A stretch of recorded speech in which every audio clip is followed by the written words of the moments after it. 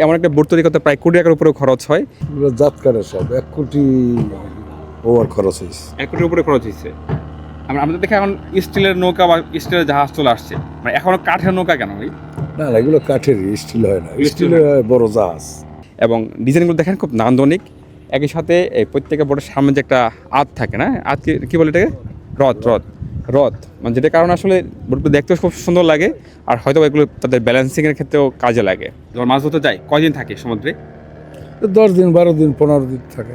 আর কেমন খরচ হয় বা কয়জন থাকে? 8 লাখ 9 লাখ টাকা খরচ হয়। 8-9 লাখ টাকা। তাহলে মোটামুটি আপনাদের খরচ ওঠার পরে হচ্ছে আবার ব্যাগ আসে। এটা মাছ পোনা ভালো হইলে তখন ভালো হয়, নাহলে তো লস বাজে, গায়ে বাজে। সবসময় তো লাভ হয় না, সবসময় লস হয় না, সবসময় লাভ হয় না। মাসে কি একবার দুইবারই যায় নাকি?